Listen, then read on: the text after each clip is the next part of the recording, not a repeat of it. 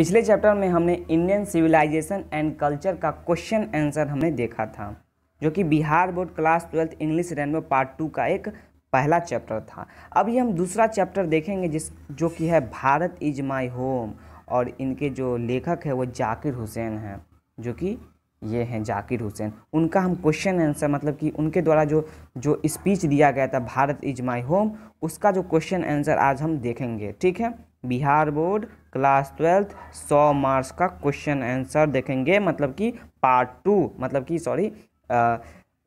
Chapter number 2 का देखेंगे आज क्वेश्चन आंसर। तो चलिए शुरू करते हैं। पहला क्वेश्चन है, doctor Radha Krishna never lost his faith in, मतलब डॉक्टर राधा कृष्ण किस चीज़ के विश्वास को खोना नहीं चाहते हैं। तो इसका है essential humanity of a man, essential humanity of a man को वो खोना नहीं चाहते हैं। दूसरा है doctor Radha Krishnan always champion, मतलब डॉक्टर राधा कृष्णन किस चीज़ में हमेशा विजेता रहना चाहते हैं, हमेशा विजेता रहते हैं।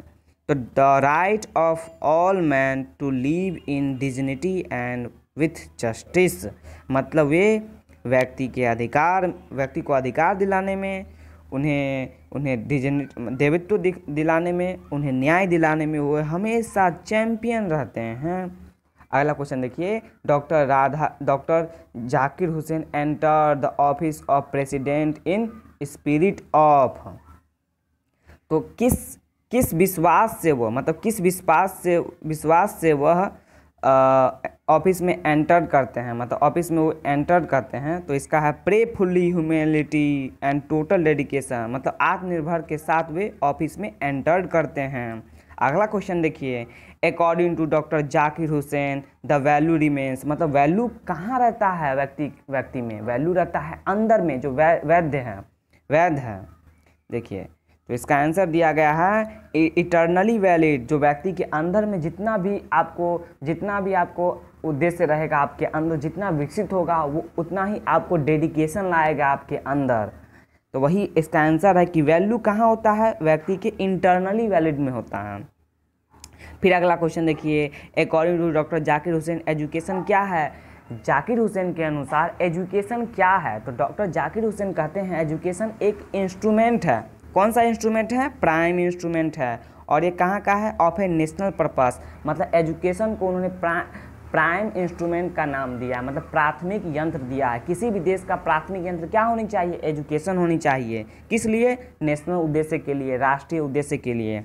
अगर देश में अगर कोई भी इंस्ट्रूमेंट पहली होनी चाहिए तो एजुकेशन होनी चाहिए, जिससे देश का उद्देश्य बढ़े। जैसे कोई भी व्यक्ति अगर शिक्षा ग्रहण करता है तो वो दूसरे देश में जाता है, दूसरे देश में वो जाएगा, वहाँ से डॉलर ग्रहण करेगा, डॉलर कमाएगा और हमारे देश में आएगा और हमारे देश के बिजनेस को वो ग्रोथ करेगा, बढ़ाएगा। तो शिक्षा के आधार पर वो डॉलर कमाएगा, फिर डॉलर पाउंड कमाएगा, येन कमाएगा, कई सारे पैसे को कमाएगा और हमारे देश में वो खर्च करेगा, फिर अर्थात हमारे देश के बिजनेस को वो बढ़ाएगा। तो एजुकेशन का बेस ही है जो वो उतना कमा रहा है। आंसर हो सकता है समझने के लिए। अगला देखते हैं, what did doctor Radha Krishna brings to the presidency, presidency के लिए डॉक्टर राधा कृष्ण क्या लाना चाहते हैं। तो वो बोलते हैं doctor Radha Krishna brought to presidency a mental equipment, मतलब मानसिक यंत्र होनी चाहिए। अ डिग्री लर्निंग, मतलब डिग्री की जो मतलब सीख की हमेशा डिग्री होनी चाहिए।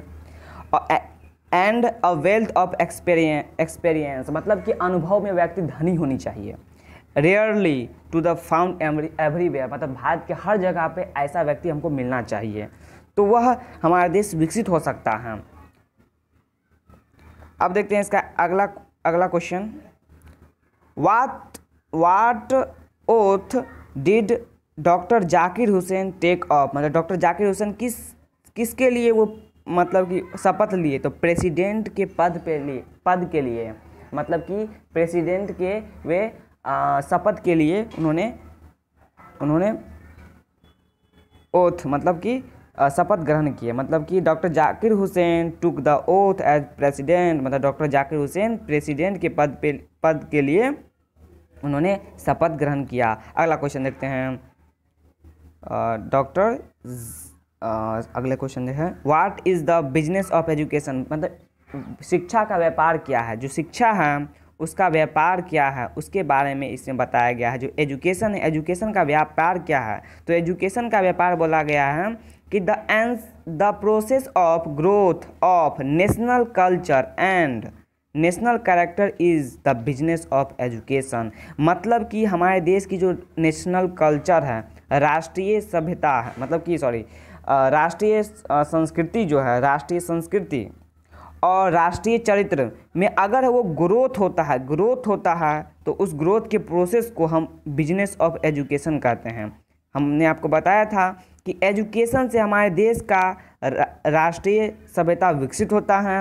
अगर हमारे देश की राष्ट्रीय चरित्र बहुत अच्छी होती हैं दूसरे देश के सामने, तो हमारे देश का एजुकेशन भी विकसित होता है और वह एजुकेशन बिजनेस को लाता है।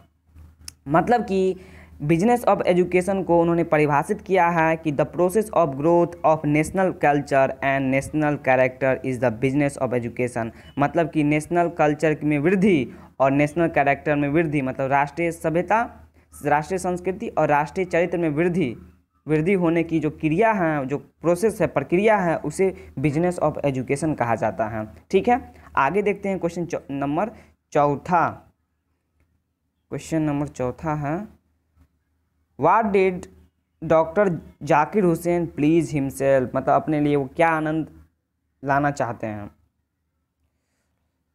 Doctor Zakir Hussain had a deep respect for our past culture. He promised to his loyalty to our countries culture in totality. मतलब कि डॉक्टर जाकिर हुसैन हमेशा अपने पास्ट कल्चर के बारे में वो गहराई से विचारते हैं, हमारे बीते हुए सभ्यता के बारे में वो विचारते हैं। वो हमेशा वादा करते हैं कि लॉयल्टी मतलब निष्ठा किस में होनी चाहिए, हमारे कंट्री के कल्चर में होनी चाहिए पूर्ण रूप से। वो हमेशा वादा करते हैं कि हम लोगों को हमारे बीते हुए कल्चर पर निष्ठा होनी चाहिए, या फिर हमारे जो वर्तमान कल्चर हैं, सभ्यता है, उसमें हमको निष्ठा होनी चाहिए पूर्ण रूप से, टोटलिटी पूर्ण रूप से होनी चाहिए। हिज लॉयल्टी मतलब उनकी निष्ठा to the country was irrespective of religion और लैंग्वेज। मतलब रिलीजन और लैंग्वेज का वह इर्रेस्पेक्टिव है। अगला देखते हैं, the whole Bharat was is home. The whole Bharat was is home मतलब पूरा भारत उनके लिए घर है। So he took a vow to work for the good of the country as a वो होल। मतलब डॉक्टर जाकिर हुसैन के लिए पूरा भारत एक घर के रूप में है, मतलब पूरा भारत उनके लिए घर के रूप में है, उन्हें वो इस दृष्टि से देखते हैं। अगला क्वेश्चन देखते हैं 5वां नंबर कि what does work on one self mean, what is its end product. मतलब work on one self means work for individual. इसका आंसर है कि वर्क जो होता है वो हमेशा इंडिविजुअल होता है।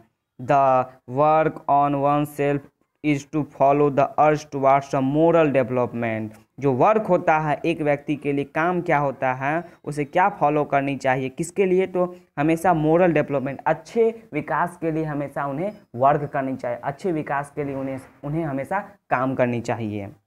एज अ फ्री पर्सन मतलब कि एक आज़ाद व्यक्ति के रूप में, and under self impose discipline हमेशा एक अनुशासित व्यक्ति बनकर देश का विकास करनी चाहिए। Thus it ends product as free moral personality मतलब मोरल पर्सनालिटी, अच्छा व्यक्तित्व होनी चाहिए व्यक्ति के अंदर, तब वो हमारे देश को विकसित कर सकता है।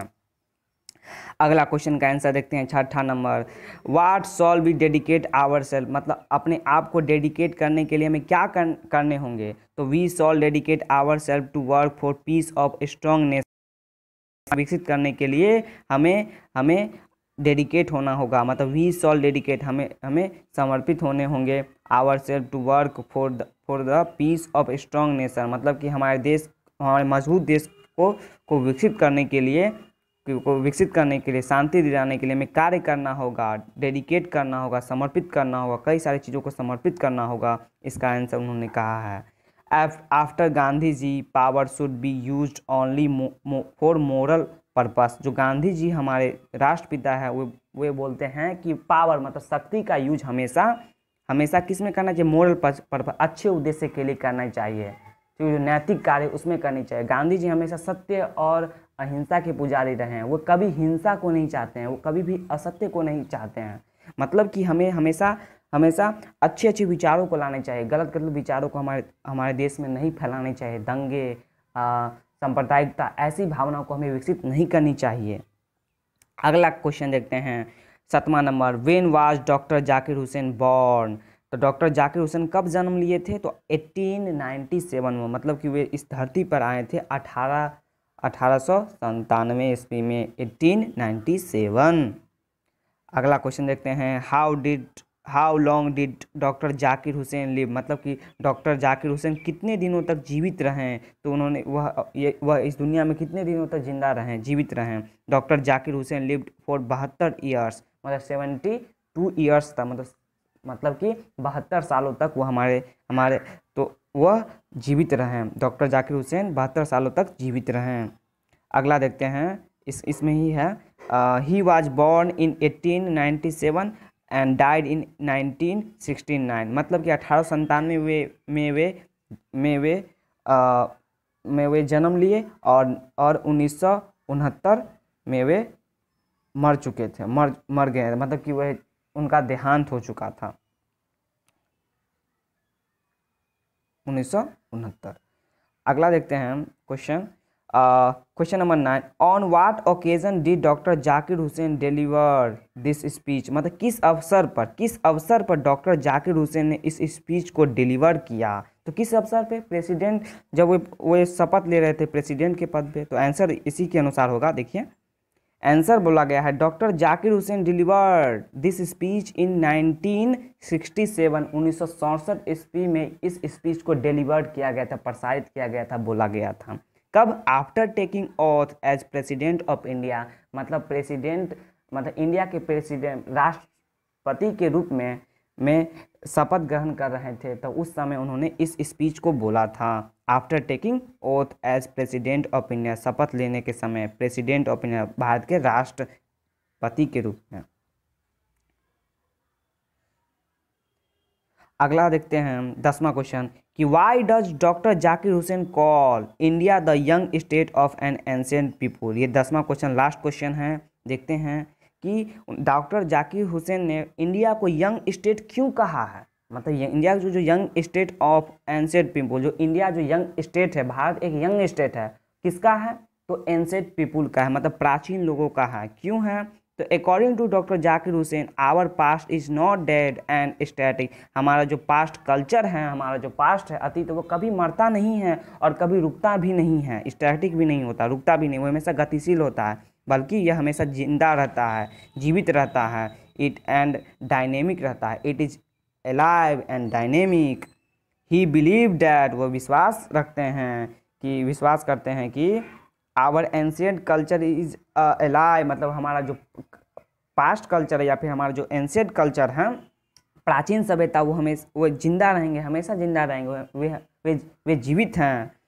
हमारा पास्ट कल्चर, हमारा जो एंशिएंट कल्चर है, प्राचीन सभ्यता, वो जीवित हैं। He can make our future on the basis of क्या है? On the basis of ancient people blessing. मतलब कि हमारा फ्यूचर बनेगा हमारे जो पूर्वज हैं, पूर्वज के आशीर्वादों के द्वारा ही हम आगे की ओर बढ़ सकेंगे। We can make our future, मतलब हम अपना भविष्य का फ्यूचर कैसे बना सकते हैं, हम अपना भविष्य का जिंदगी कैसे बना सकते हैं, किस आधार पर? ऑन द बेसिस ऑफ किस आधार पर? एंशिएंट पीपुल के ब्लेसिंग के आधार पर। ठीक है। So he calls India the young state of ancient people. मतलब कि उन्होंने इंडिया को एंशिएंट पीपुल के रूप में कहा है, मतलब एंशिएंट पीपुल के रूप में कहा है। मतलब कि जो इंडिया है, जो यंग इंडिया है, वो यंग स्टेट है, किसका? एंशिएंट पीपुल का है। तो इस प्रकार ये चैप्टर ख़त्म होता है। तो इस प्रकार हमने सेकेंड चैप्टर का शॉर्ट आंसर क्वेश्चन आंसर हमने कर लिए हैं। ठीक है। पिछले वीडियो में हमने इंडियन सिविलाइजेशन एंड कल्चर का वीडियो हमने बनाया है, आप उस वीडियो को जाकर देखिए और समझ